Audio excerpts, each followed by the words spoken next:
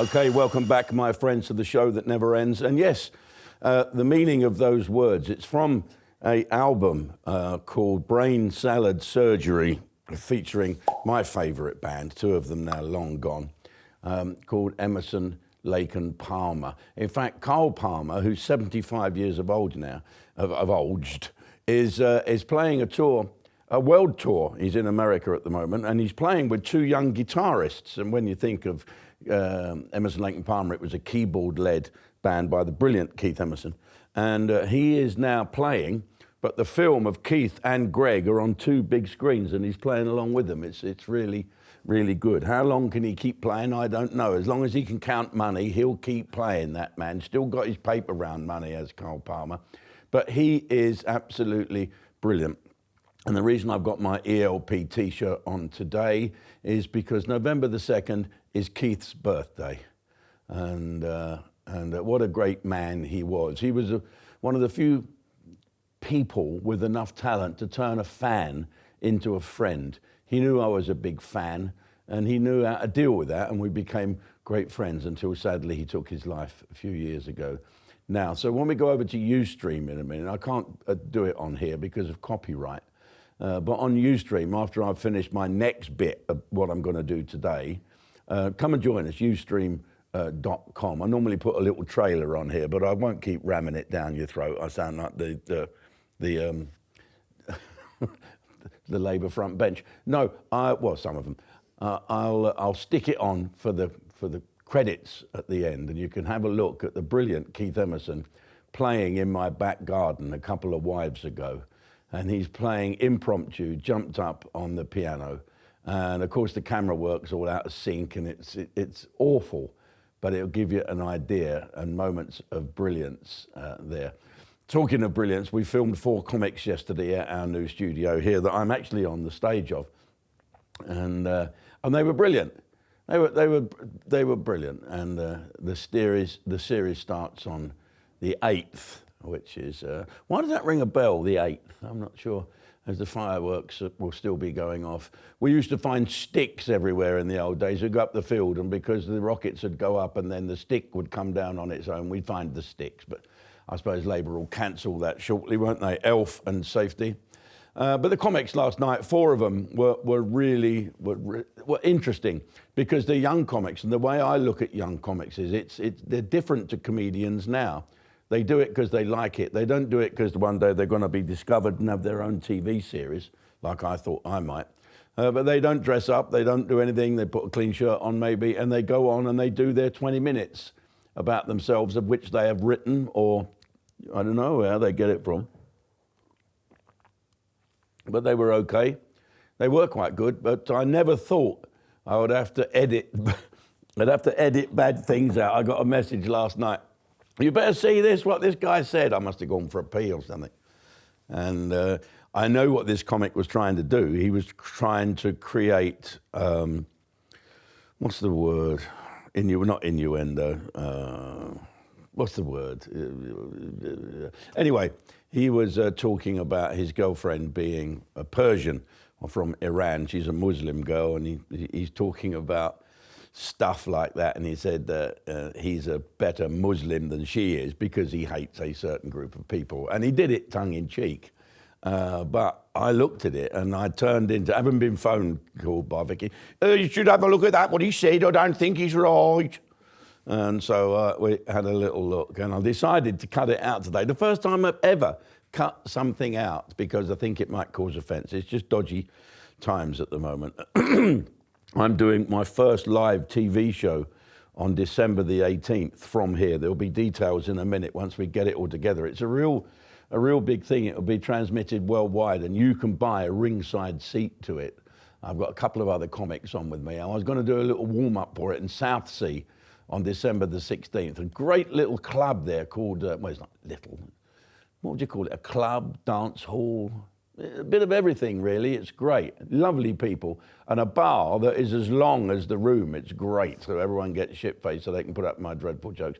And that's on December the 16th. And then me and Mike Osmond, a la Donald Trump or Jethro, he's great at both, We'll be celebrating my birthday on the 10th of December at the Grand Cafe in Southampton. It's lovely. You can have a bit of dinner, sit round in your tables, and me and Oz will do a good old-fashioned cabaret there. It's not really a gig for me. Well, it is a gig. I will be gigging, but it's not a gig proper like the new tour. The new tour dates are out at the moment, and you'll see some gaps. That's because we're waiting for the first ones to sell out before we put in a second performance, and they're already dropping in now. Thank God I'm busy. I've got a really, really expensive year turning up next year. I can't hint into it too much, but just watch this space. Fuck Henry VIII, we can all get married 6 times if we want. So, let's talk quickly about the news before we go over to the brilliant news stream. It turns out the man accused of stabbing 3 innocent young kids, 3 girls. How can you do it? How can you go up and stab little girls, you cowardly fucker? Why don't you, try and stab a grown-up or some... He stabbed 3 girls to death at a dance class in Southport, right? Apparently. Now, I don't know the whole ins and out of this because there's a bit of shit going on. It's, again, the government and the police, and to an extent, the media, who are being, they're under the thumb of the government. Of course they are. When you think as well that GB News, the programme that we all love, has just been fined £100,000 for broadcasting the interview they did with the Conservative Party. It was Rishi, wasn't it? Rishi, all right? They broadcasted his performance before the election, but they didn't broadcast Keir Starmer's performance before the election because Keir Starmer didn't do well. He got to have his head to do it, so he could speak properly, didn't do it. And so they both offered the same chance. So people were getting nicked and things. And the press, what is happening to the press now? Are the police saying to the press, you must not print this? Because apparently this geezer, who was supposed to be Welsh, so they went round his house and he's got a ricer in his house. Now, you think someone like that would have a potato masher. Some people... What? Stop. A ricer goes like that, doesn't it? I got one of the things you just put in like that. He had ricin in his house. Oh, that's fucking poison. That is real bad poison. It's made of coffee beans. I know how to make them. I do. Say that on camera. What? I can. Any terrorist looking, I'm your man. No, of course I don't know how to fucking make them. I know how to make coffee beans. What? Do you know the trick with coffee beans, don't you? It's not when they're best used by, it's when they were cooked. Coffee beans have to be cooked, so you've got to look. If you go in a shop like Waitrose, like I do, or you go, Lidl's or fucking the other shit shop, pound shop, you go in there and you rattle them, don't you, to make sure they're beans. But they've been there a million fucking years. You might as well put cardamom pods in there, or marbles, or Tic Tac mints. Can we go back to the serious thing about this little bastard? Ricin is a poison gas. I think lethal. And he downloaded a Al Qaeda manual. Where'd you get that? Where'd you go online? Download me an Al Qaeda manual. Most of them terrorists from Al Qaeda can't even fucking read. All they can do is strip an AK-47 blindfold and murder people. Yeah. So what is in the manual? On the index. Murder, strangulation, kidnap, AK-47, AKM, rice. How to make ricin. Okay, yeah.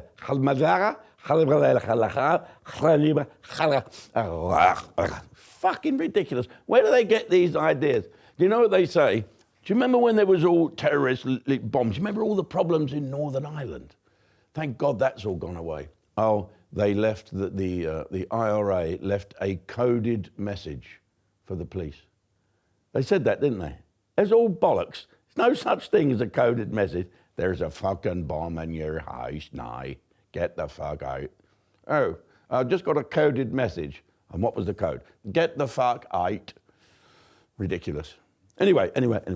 This young fucking Herbert has had ricin and downloaded an Al Qaeda manual. It's fucking shocking, isn't it? His name is Ackwell Buttfucker. No, Budfucker, right? Good old Welsh name. He's now been charged. Has he been charged, though, with terrorism? Mm-hmm. I'm not sure. Terrorism offences, but the murder of those 3 girls is not related to terrorism. What? Tell that to their fucking parents and the other people that got the good news off this dickhead with the fucking knife. So he's producing biological weapons. He's got the book of how to make more of it and how to get Boy Scouts out of horses' hooves. So why didn't this information come out? Why has it come out now? Surely the police and the Home Secretary could have told Ed Balls, couldn't she? You know, what are you doing tomorrow on the Good Morning Britain? Oh, I might talk about a few things. I might have an argument with someone, actually. That bloke, Robert Jenrick's on. I don't like him. I agree with Jim. He's a self-licking ice cream. So I'm going to fucking give him a bad time. Ask that girl to give him a bad time as well. Of course I will, fucking Home Secretary. That's pillar talk for you. Anyway, the Home Secretary, that funny Doris woman married to Ed Balls, and the Prime Minister, right, knew this information. They knew about this evil bastard. Whether he's on a watch list or not, we don't know. You can't have everyone on a watch list. It takes, I don't know, a team of 16 people, 25 people to watch someone all the time. We just don't have that type of ability. But these little evil fuckers, they know who they are. Why don't they do something about it? Oh, no.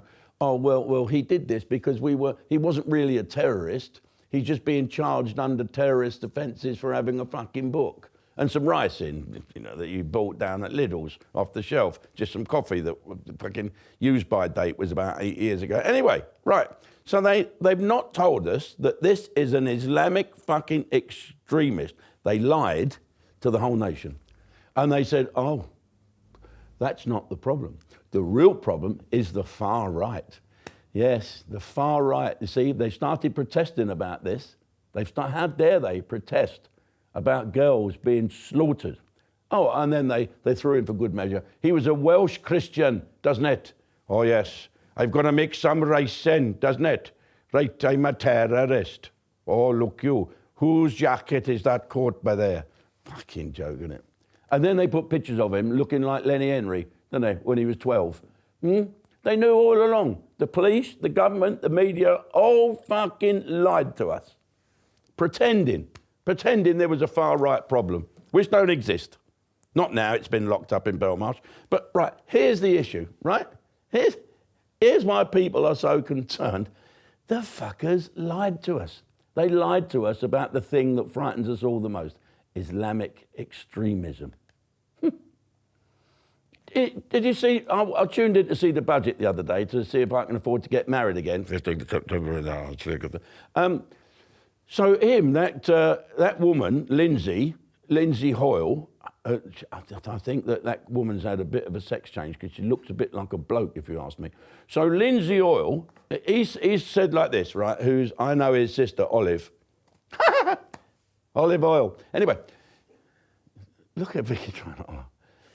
He's got up like that, right, we can't talk about this thing that's going on up there with this awful, he kept saying this awful, heinous crime of the murder of 3 young girls, but they couldn't talk about it. Do you know why? Because they didn't want to upstage Keir Starmer and that fucking Doris who's going to fuck our country up about the budget. So they put a block on that, so you can't talk about it. Unbelievable. Even though the Prime Minister and the Home Secretary knew all about the findings. Ridiculous, isn't it? It is. It's absolutely fucking ridiculous. Do you want another one thrown in for good measure? Something else we can't talk about? Is it just me that notices this? Is that they pick the day? There was someone ages ago, I think in the Conservative Party, I think it might have been Amber Rudd or Rachel Roach or Percy Perch or Carrie Karp, or Belinda Bream.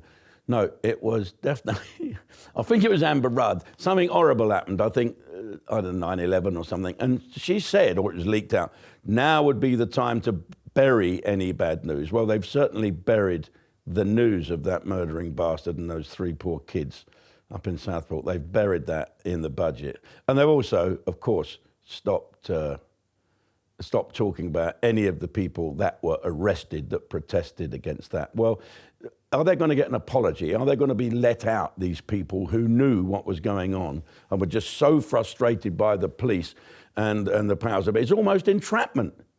It's almost entrapment, isn't it? It's a fucking joke. What about the Indian geezer that came here, I don't know, swam, got off the dinghy, went and got himself married to someone, had babies, and then got arrested for downloading illegal images of children.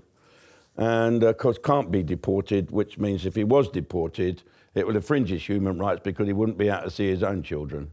Right, let's talk about the budget. Friday night comedy is back. Yes, we'll have you in stitches with 2 brand new episodes every Friday and 4 new comedians per week. How about that?